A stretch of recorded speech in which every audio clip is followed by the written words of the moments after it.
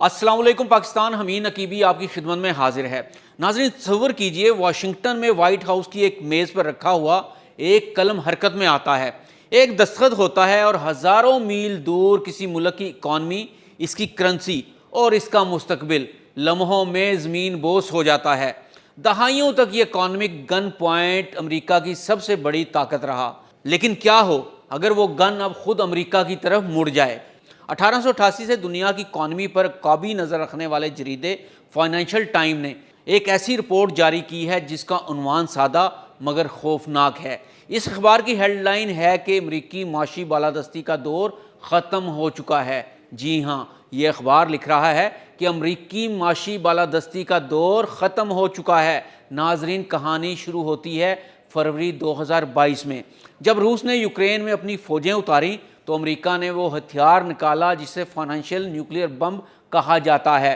रूस के 300 अरब डॉलर के गैर मुल्की असासे मुंजमद कर दिए गए। रूसी बैंकों को स्विफ्ट सिस्टम से निकाल दिया गया।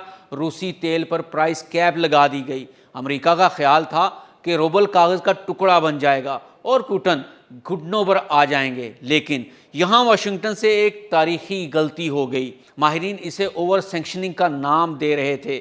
जब आप किसी के असासे जब्त करते हैं तो आप सिर्फ इस मुल्क को सज़ा नहीं देते, बल्कि आप पूरी दुनिया को एक पैगाम दे देते हैं, तुम्हारा पैसा तुम्हारे पास तब तक महफूज है जब तक तुम हमारी गुलामी करोगे।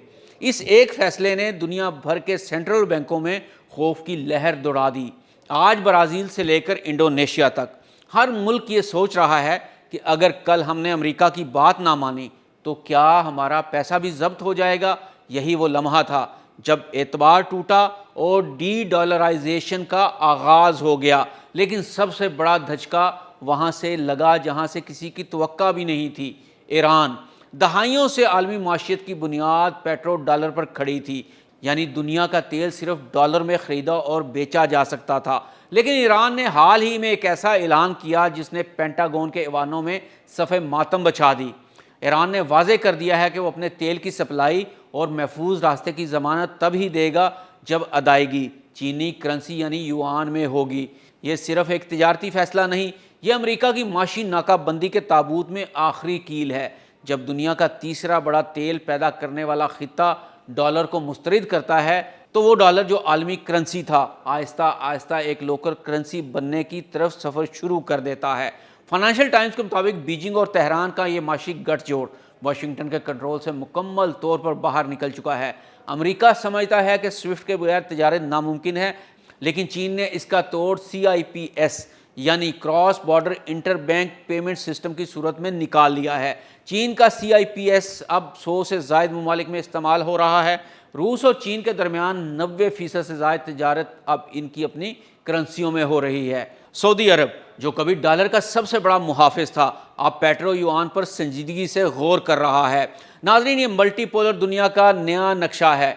अब वाशिंगटन का वो अकलौता रोब ख़त्म हो चुका है। अब दुनिया के पास ऑप्शंस मौजूद हैं। अगर अमेरिका पाबंदी लगाता है तो मुल्कों के पास चीन और रूस का मुतवाज़ी निज़ाम मौजूद है। इसे कहते हैं माशी बालादस्ती का तकनीकी ख़ात्मा। मगर बात सिर्फ डॉलर तक महदूद नहीं है। चीन ने अब जवाबी वार शुरू कर दिए हैं। हाल ही में चीन ने गैलियम और जर्मीनियम जैसी नायाब मादनियात की सप्लाई पर कंट्रोल सख्त कर दिया है।